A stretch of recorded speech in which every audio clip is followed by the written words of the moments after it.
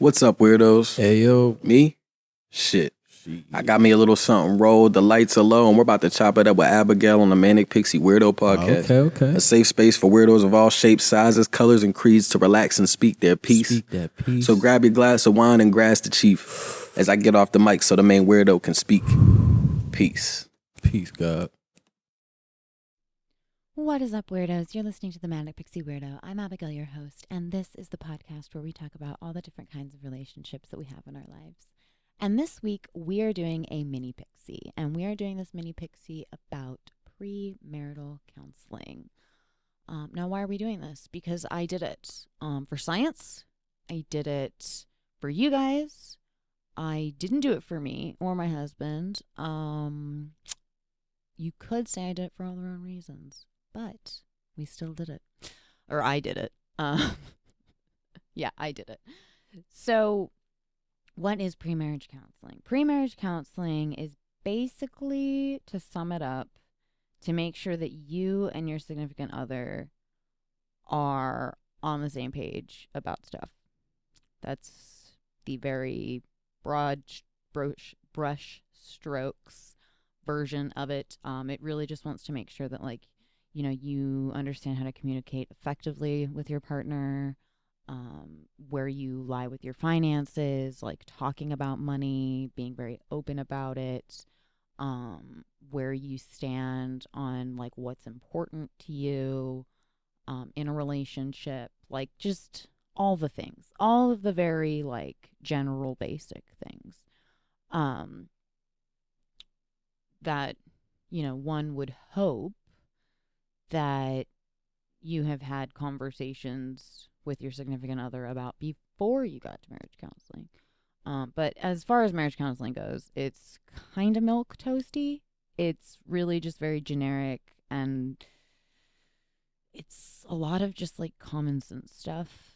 At least that was the course that I took. It was a lot of very like, well, obviously don't, don't belittle your partner. Like, okay. I understand that part, like, and be open about your finances and like talk to each other about it and like, know how to effectively communicate when you're discussing finances and things of that nature. Like it just was very like bleh, milk toasty. It was very generic, very cookie cutter, not a lot of substance. Now, so that's just kind of what it is. Now, as far as I know, it's not required in any state. There's no state that like makes you do marriage counseling as a requirement before you get a marriage license. There are states that require it if you are under the age of 18. If you are over the age of 18, however, it is like an optional thing. So you don't have to do it. Now, why did I do it? Well, because they incentivized it sort of a little bit, okay? More on that later. But, so I'll just tell you the story. So my mom and I were talking about like wedding things and stuff. And it got to the point where she was just kind of like, why don't y'all just go to the justice of the peace and like get that part done, and then we can do the fun stuff like later. And I was like, oh yeah, okay, well, that's what do we need to do in order to like get that going. Turns out it costs $81 in my county to get married. That's just for the marriage license. Now, if you just get a marriage license, you can't just get a marriage license. Like, it doesn't, like, you have to go and, like, present ID and, like, fill out paperwork and do all this stuff. And then you get this thing called a marriage license, and it's good for 30 days. And after those 30 days, it expires, and you have to do the whole thing over again. But it costs you $81 just to get done. And then on top of that, it costs you another, because like, once you get the marriage license, that doesn't mean you're married. It just means that you have a license to go get married by the Justice of the Peace. There's also a 3-day waiting period. So once you get that marriage license, once you pay your $81, excuse me, to go get your marriage license, you can't just, like, go get married. Like, that's not how it works. You have to wait 3 days, 72 hours, a 72-hour hold. And you have to wait 3 days before you can go to the Justice of the Peace, and then they marry you, and then you have your, your certificate, and you're legally married by the state, and then you have all the stuff and things that you need, so, like, you're good with the state. Now, the number that it costs, so a normal Justice of the Peace, like, ceremony or whatever, where you go and it's just like on a weekday or whatever, you get it done. That's $100. Okay. Now, in my county, it varies from county to county. You have to call the Justice of the Peace in your county to figure out how much they charge for legal fees and stuff like that, because they will charge you for it. So don't just think that once you pay the $81 to get that marriage license, that then you're good to go. Like, no, you can't. You have to wait the 3 days, and then you have to make sure that you have the money to go and pay the Justice of the Peace for all the legal bullshit kind of thing. It's $100. Now, if you want to do it after hours or on the weekends in my county, it's $300 on top of the $81 that you just spent for the marriage license. We will not be getting married on the weekends or after hours, because that's dumb. I'm not paying an extra $200 just to do it on, the weekend or after hours. Fuck that. Not doing it. I'm not giving you any more of my money than I have to.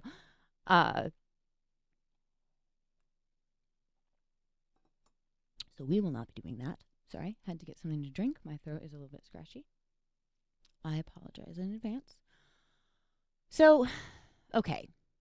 Once I figured all of that out, and we kind of looked at it and we were talking about it. And I was like, I mean, that's not terrible. It's like almost $200, probably with like tax, title, and license, just like with everything, it'd probably round up to about $200. So then my mom found, I am so sorry, you guys, that in the state of Texas, they incentivize. So this brings us to the incentives for doing premarital counseling in the state of Texas. Again, these incentives vary from state to state. So I'm specifically talking about Texas because this is where I live. So in Texas, if you do what's called a TWOgether course, TWOgether, TWOgether, it's cute because there's two of you. Great. So if you do a certified TWOgether course, now there is a website that you can go to called, just type in TWOgether Texas premarital courses into Google. Just do that and it'll bring up like the official website. You check out all their boxes, do all this stuff, fill out your information or whatever. It's not a lot of information. It's not like super intrusive information. It's just like your name, your partner's name, like your zip code, so they can tell you like where like the closest like certified person is in your area or whatever. And then there's also like a drop down box. So if you want to do, like, if you have a specific requirement that you want to do on it, like that you want to put on it, then it'll give you like those options. So like I did I did like a full online course. Like I did not want to have to go anywhere because I'm fucking lazy and I don't want to do that. So I did like a full online course situation for it. If you do a certified TWOgether course in the state of Texas for pre-marriage counseling and you complete it and you get the certificate at the end of it, it will knock off $60 of that marriage license fee. And you don't have to wait the 3 days. So subtract that. So subtract the $60 from the original $81 for the marriage license. All you have to do is just present the certificate when you go to the marriage license people and just show them that you completed this, because they will give you a certificate at the end of your course. They will give you a certificate that says that you completed it, that you and your spouse completed it, or whatever. And if you do that, then they will give you $60 off the marriage license, which brings it down to $21. Okay? And they will waive the 3-day waiting period. So in theory, once you get that marriage license, once you pay that $21 for the marriage license, after you fill out all the paperwork and everything and they give it to you, you don't, in theory, have to wait the 3 days to go get married. You can then go upstairs and get married by the Justice of the Peace. Now, here's the rub. If you have an appointment, you have to have an appointment with the Justice of the Peace to get married, for them to marry you. If you do not have an appointment, they will not marry you. So you have to make an appointment. So if you're lucky, you could do like the marriage license in the morning and then get the Justice of the Peace to marry you in the afternoon, which would be ideal on the same day. So what if you did that? I'm talking cheapest way to do this possible. I'm talking the bare minimum. Like, what do I have to do for the bare minimum that I have to pay the least amount of money in order to get married? Okay? Because I'm playing the max min problem, you guys. What is the least amount of work that I have to do in order to get this done? So that brings the total. So instead of the 181, which is if you do nothing, if you do absolutely nothing, and you don't want to do pre-marriage counseling, you don't want to do any of it, you just want to go, you don't care that you have to wait 3 days after you get the marriage license, like, you'll figure it out. Like, you just don't care. It's $181 out of your pocket. With tax, title, and license, it's probably going to be closer to $200. But we'll just say right now it's $181. If you do pre-marriage counseling and you do the TWOgether bullshit, then they knock off that $60. You only pay the $21. However, what they don't tell you is that it's about $25 to get registered for an online course, to take that on. Now, the price, now we're going to start talking about some of my issues with this whole thing. First of all, if the state of Texas really wanted to incentivize it, they'd make it free. They'd make it free. It would just be free for everybody to do. And then everybody would and then you wouldn't have to pay. Like, it would be fine. It would just be free. But they don't. So you still have to pay for the class. My class was about $25 that I paid for. Now, I do get access to it for a year. The certificate is also good for a year. After that year, you got to do the whole thing over again. So basically, we have a year to go get our marriage license, and then go to the Justice of the Peace and blah, blah, blah, blah, blah, blah, blah. But, so it did cost me like $25. Like I said, the prices for these classes vary. Okay? That's like the cheapest, bottom of the barrel class that I could find. Was like $25. They were running a special. It was like $23.99 or something, but with taxes and everything, it came out closer to $25. So I just rounded up and made it $25. So that with the so if you take the $25 plus the $21 that it's going to cost you to get your marriage license, now that you have the fucking TWOgether pre-marriage counseling stuff, so the $25 for the pre-marriage counseling course, then you get the $21 discounted price for the marriage license. That's $46 plus the $100 for the Justice of the Peace is $146. If you do it this way, the way that I did it, it'll save you about $35 total. It'll save you total about $35. It's kind of a wash, okay? So you get, basically what it came down to for me was, do I want to wait the 3 days or not? That's what it came down to for me, because it's kind of a wash. $35 is $35. Yes, that's an extra $35 that we will now have in our pocket to, pay for gas or whatever to put in the truck. Is that a lot of money? Not really. It's not enough to fill the truck up. It's not enough to pay our electric bill. It would help if we wanted to eat out one night or something. It might pay for, I don't know, some dog food for our dogs. But it's not going to pay for much. But $35, listen, $35 is an extra $35 that I didn't have to give to somebody else. And it just means that I got an extra $35 that I can now do whatever I want with. So what it really, but it is still kind of a wash for me as far as the money is concerned. It's kind of a wash. It really just came down to, do I want to wait 3 days? I decided I didn't. I decided, why wait 3 days? Why? I'll just make an appointment at the Justice of the Peace for an afternoon appointment on a weekday, because like I said, we're not paying $300 for after hours or weekends. No.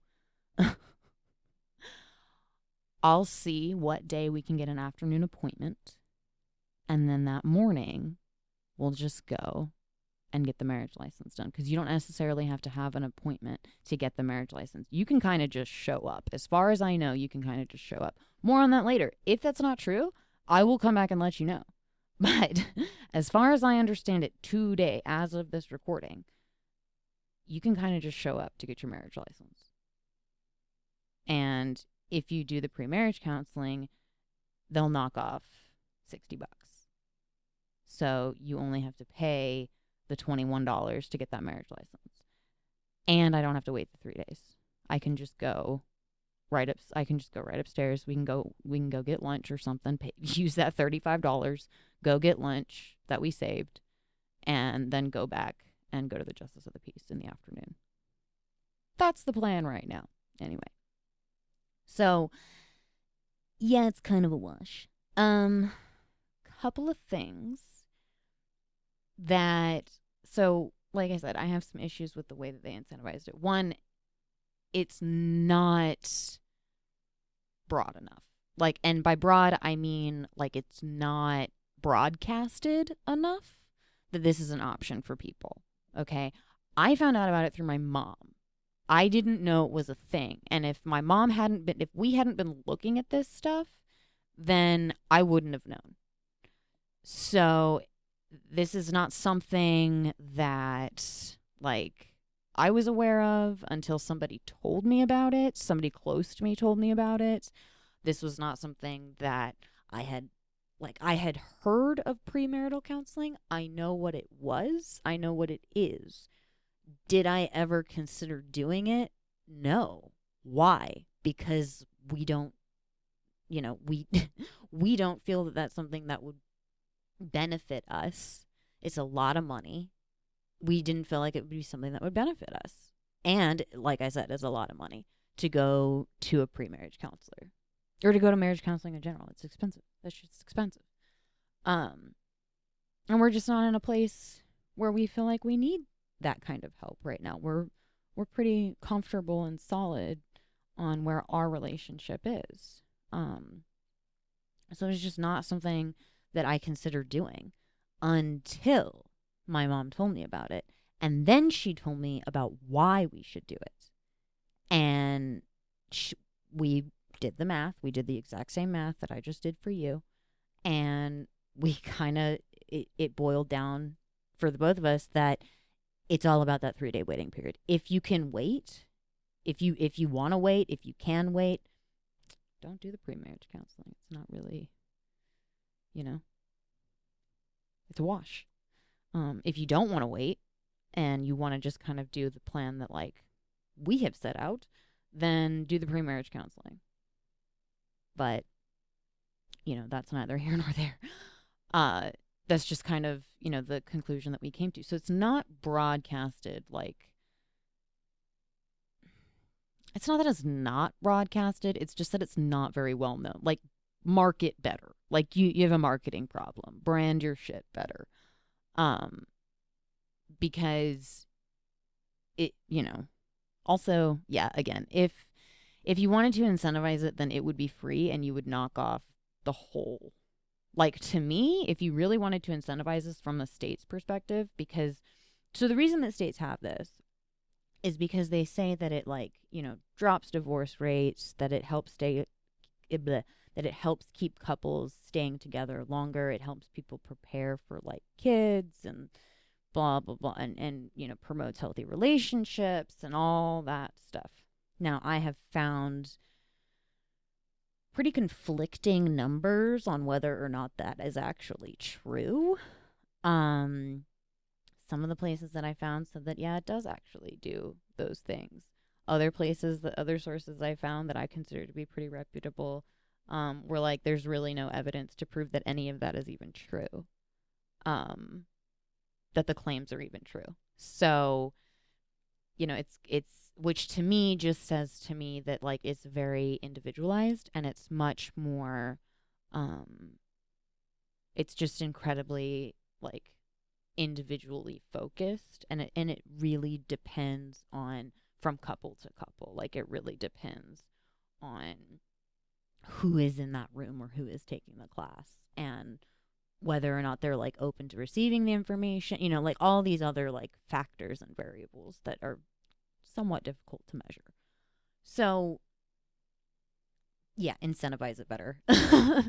And by doing, and all you'd have to do is just make A, the class is free, and B, knock off the whole price of the marriage license.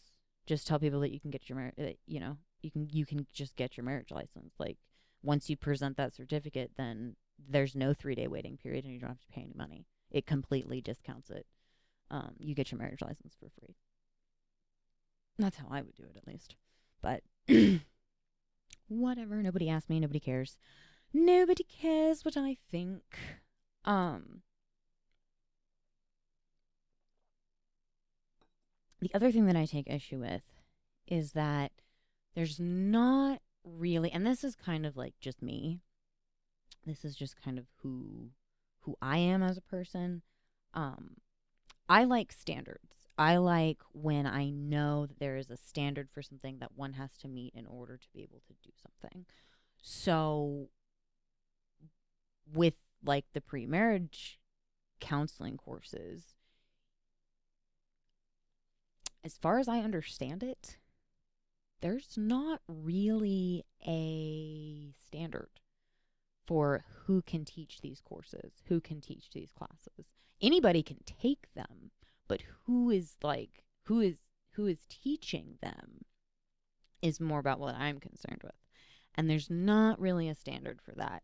It kind of just feels and looks like anybody can do it. You don't necessarily have to have, like, a PhD in psychology in order to teach these classes. Kind of anybody can do it. Now, my proof in this is that, they have a section for, like, ministers, reverends, pastors, priests, all of those, like, categories. So if you're doing, like, specific, because let me back up a little bit. There's many different kinds of premarital counseling, okay? You can do, like, an online course, which is what I did. You can do, like, faith-based courses. You can do LGBTQA plus focused courses. So there's, like, all these different, like, categories of courses that you can sort of, like, dive into. But there's not really a standard for who is teaching them. So, like, it could literally be anybody.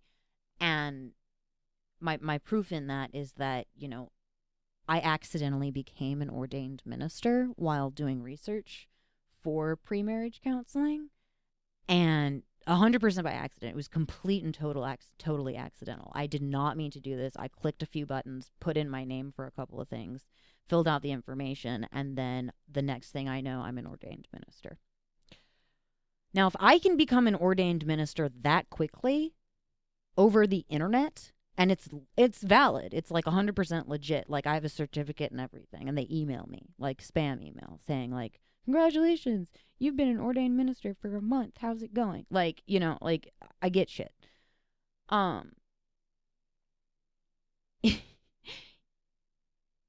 If I can do it, that's not good, okay? Because I don't necessarily have anything really to add to that conversation, to that. Like, I wouldn't know what I was talking about.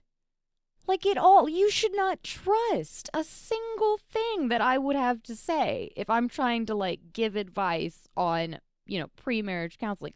I don't know what I'm doing. I might have read a few books, read a few articles, and done a couple of searches. But I don't actually know, like, what good curriculum would be. I don't know if I'm a good teacher. Like, I don't, you know what I'm saying? Like, I just feel like the standards should be a little bit higher than, like, just anybody. Like, anybody can just do this, can just have a course online that you can, you know, charge people $25 for. Like, I just don't think that, like, everybody should be able to, like, I just don't. I don't think, like, if I can do it, that's not good, okay? I shouldn't be telling anybody anything about how to how pre-marriage counseling works, what it is. I have no experience, strength, or hope to offer anybody about what they should be doing or should not be doing in their personal lives as far as their marriage is concerned. I shouldn't be telling anybody anything. Don't listen. Don't, like, it's totally fine. It's just the truth. So that's kind of my issue with it. Like, there's not really a standard. Anybody can kind of come up with this course and do it. And they can just sell it. And that really makes me question, like, the kind of content that you would be getting.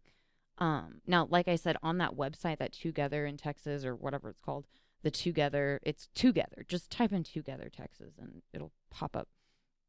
But on that website, they do have where you can, like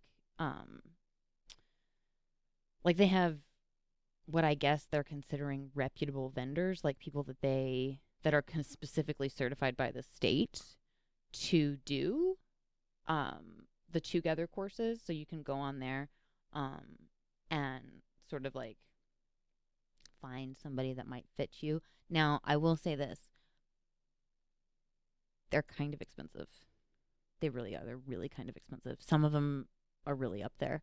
I got lucky. I will put a link in the description to the pre-marriage course that I took in the description. I will put that in the description. So if you want to use the person that I took the class from, she doesn't just specifically do Texas. She does, like, Oklahoma, Colorado, Florida, Arkansas, Louisiana. Like, she does a lot of different states. She's certified in a lot of different states to do a lot of different states. So if you want that information, click on it, you know, do whatever. Or don't do it. It's totally up to you. But we're going to take a break really quickly, and then when we come back, we'll finish up talking about this. So yeah, let's take a break. What is up, you guys? I wanted to talk to you a little bit about our sponsor for this episode, Newsly. It's an audio app for iOS and Android where they basically take articles from all over the world and all the trending topics that are on the web at any given moment, and it reads them to you in like a natural voice, like a human being would. It's basically the first time in the history of the internet where the entire web becomes listenable. It's really cool, you guys. They have all different kinds of articles from all different kinds of topics so that you can like stop scrolling and start listening, which I really love. You can follow all the, any topic, all the topics, whatever topic you want to talk about or listen about, from sports, science, Bitcoin, even the Kardashians, like everybody. They have all the latest articles and it reads them to you. So it's super easy. They also have podcasts, which is why I'm talking to you guys about it, because our podcast,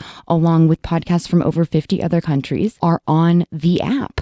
So that's really, really cool. You can start listening there as well. You can download and use Newsly for free right now at www.newsly.me, or you can use this link in the description. And when you use the promo code P1X1EP0DCAST, that will give you a free month of premium subscription to Newsly. So go check it out, you guys. And thank you so much to Newsly for sponsoring this episode. And we're back, and we're talking about marriage counseling, premarital counseling, the TWOgether course in Texas.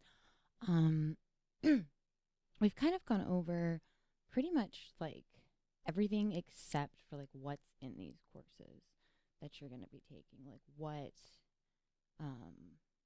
the content? What is it that they're selling you? Any of those kinds of things. So I pulled up. So when you do this, if you use the same site that I used, then you will get the same type of course. But they do vary from like course to course. Like I said, some are like faith-based, some are more like LGBTQIA plus based, that kind of thing. So it just kind of depends. But okay. So the first thing you got to know about this course is that it takes 8 hours to complete. So the state of Texas requires that the course take at least 8 hours for you to complete. If you fit, like, it doesn't matter. I opted for online, so like it wouldn't have mattered if I could have gotten through all this course material in 4 hours. I still would have to wait until that 8-hour deadline passed before I could get my certificate for the online course that you go and then present to the marriage license people. So that's like the first thing out of the gate that you just kind of need to know, especially if you're doing an online course, that you just kind of need to be aware of that. They will not give it to you until that 8-hour mark is complete. So it's so milquetoasty, you guys. Okay, so the first 3 videos, so one is a video, one is like instructions to save, and then one is another video. These videos are not that long. They are like 3 minutes apiece. And they're literally just introductions. Like, it's that introduction, like, icebreaker bullshit kind of stuff. So you waste a bunch of time doing that to begin with. It's not a lot of information. It was just kind of to give you an overview of like what the course is. So then she does like, so I took it from this woman, Dr. Liliana Wolf. And so then she does what she calls modules. And there are, I believe, there are 12, hold on. There are 12 modules that must be completed in her course. And then there is a quiz that the state of Texas requires you to take, just to basically make sure that you like were paying attention during the course. And then at the end is just, you fill out like the names of both people and that kind of thing, so that they can print your certificate. So the first module is module number 1, which is the science of love. It's 2 sections, very easy. She just really kind of talks about like what love is to certain people, what it is from like a biological standpoint, like, that kind of thing. Module 2 is the threat of disconnection. She talks about like panic and things of that nature, like how you like disconnecting and like what that looks like, what that means with your partner, that kind of a thing. Module 3 is understanding your reactive style, your triggers. So like what triggers you, what makes something a trigger, that kind of stuff. And a lot of this is like very milk toasty to me because I have been in therapy for so long. And so this is just kind of like second nature stuff for me because I have been in therapy for so long that like we've kind of already like, I kind of know that at least the very general basics like behind all of these. And so that I think is another reason why it just feels kind of like bland to me. It's nothing super special. It's not like super hard. It's not difficult to understand. It's very easy for me to like be like, oh, okay. But you got to fill up that 8 hours somehow. So, you know, then module 4 is the 3 elements of marital satisfaction, which were like, am I there for you? Are you there for me? That kind of stuff. Now, this does have an interactive quote unquote element to it because there are things that like she wants you to do together as a couple. So like there are worksheets and stuff. I didn't do any of them because I'm lazy and I didn't want to. Didn't feel like it, so I just didn't do it. I didn't do that part. But yeah, so there is that like interactive element to it. And the videos are not, I think the longest video that she has in here is like 4 minutes. It's 5 minutes. It's 5 minutes long. It's really not that bad. As far as videos go. Then module number 5, vulnerability and connection. Very obvious. 6, empathy and connection. It's like, what is empathy? What does that look like when connecting to like another person, like that kind of thing? How do you show empathy? Module number 7, values in marriage. That one was an interesting one for me actually because I was like, well, because she made you like go through and like pick different things that you value and like then list them in like order of like how important are they to you kind of a thing. And I found myself in a very interesting spot. Because at first I'll be honest. So at first when I was like asked to rank them and like these things are like, how important is faith to you? How important is our finances to you? Like open communication with finances. Like how important is sharing the load to you? Like how important is asking for help, like those kinds of things. She like ranked, and then she had you like rank them in order, and that I actually found like as a fun little thought experiment for myself. Was interesting because I'd never thought about ranking them in like importance for me before, and I actually really struggled with like figuring out which ones were the most important and which ones. It wasn't really that hard for me to figure out which ones weren't important to me. It was much more difficult for me to like rank in order which ones were like the most important to me. And I still am not, I'd share that list with you, but I'm still not like 100% on it. And I haven't decided if I like it yet. I haven't decided if I like the order that I did it in yet. So I'll get back to you and I'll let you know though. Module number 8 is money and marriage. That was a really important one because apparently, I mean, like finances is always pretty stressful, I think, just for everybody in general. And so that one was actually, you know, like I understood why it's like in here kind of a thing. Oh God. And then module number 9, what it takes to be ready for a baby. First of all, my issue with that is nobody is ever ready for a baby. I don't care who you are. You are not ready, especially if it's your first child. There's no way in hell that you're ever ready for that baby to come because once it's here, it's a whole new level of I don't know what the fuck I'm doing. I know that it's got to be true. Like, it's a whole new level. So, like, what it takes to be ready for a baby, get fucking real. Like, get serious with me. No, that's not a thing. You're never ready.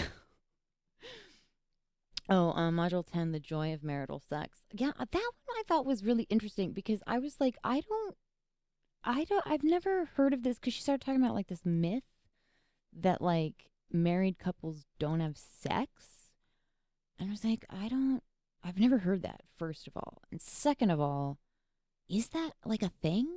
Do married people not have sex? Because like I feel like I'm doing fine. Like, I'm good. I'm definitely taken care of in that area.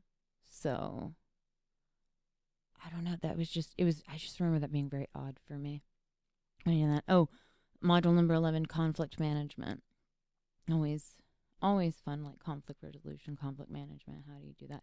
How do you like talk to other people? How do you talk to your significant other? That kind of thing. Ugh. Module 12, making love last forever. Just slit my throat right now. Like, I can't even with that. Making love last forever. I just can't take it. Like, I am a hopeless romantic at heart. I truly am a hopeless romantic at heart. It's kind of pathetic. But there's something about that wording, man, that just makes me want to vomit. It really does. It just makes me want to puke. I can't even deal with it. Um so that one is a bit self-explanatory, I guess. Making love last forever. Okay, sure. Um Anyway, so then you take the quiz, and it was like a 10-question quiz, you guys. It was so easy. It was 10 questions. Again, these questions were so basic. It was like, what do you very common sense. It's true false as well. So if there's any doubt in your mind, that kind of thing. Like, it was so I think I first of all, I passed it the first time, and you can take it as many times as you need to before you pass. So it's like a gimme. It's not even like, it's so easy. Um yeah, and then that's it. And then you get your certificate, and it's like over. Um so yeah, that was the course that I took, at least. Um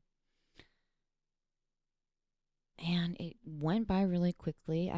I purposely, cuz I read the instructions, cuz I'm that person. Um Beforehand, and so I knew that like it wouldn't let me switch it. Like, it wouldn't let me do anything until I passed that 8-hour mark.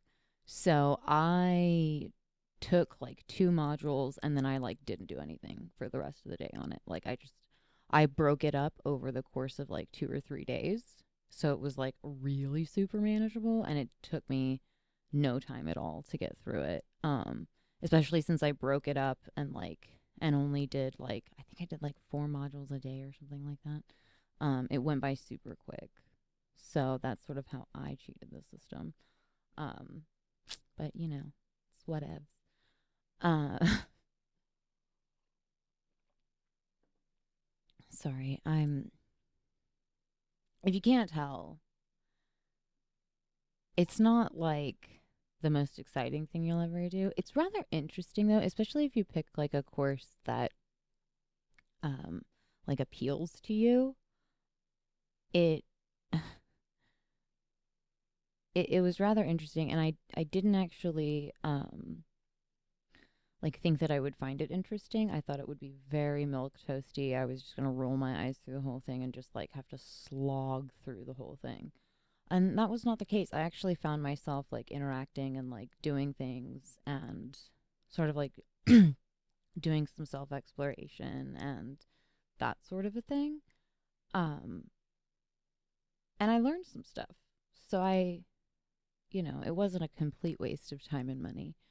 Um but yeah, I mean, I found it surprisingly entertaining, if that makes sense. Um, yeah, so I don't really have a lot more. This is going to be a very mini Pixie episode about it, but I just kind of wanted to talk to you guys about it, bring awareness to it, and just, yeah, just like let you guys know that this is a thing that's out there, that, you know, you might be able to save a little bit of money if you do it this way instead. But, you know, to each their own kind of a thing. Yeah, so you can email me at manicpixieweirdo@protonmail.com. You can message me on Twitter at mpweirdo podcast. You can contact me through TikTok and Instagram, _main_weirdo1. You can also find us on Ko-fi, Patreon, and Buy Me a Coffee, all of those things. Manic Pixie Weirdo Podcast. If you go to Manic Pixie Weirdo Podcast, if you go to manicpixieweirdo podcast.com, it'll have all the links to all of that stuff that you can find there. If you don't want to support this podcast monetarily, that's completely fine. I totally get it. You can always leave us a like and a review on Apple or Spotify. That always really helps the show, and we really appreciate you doing it. Thank you guys so much for listening, and as always, be kind and stay weird. Have a good one.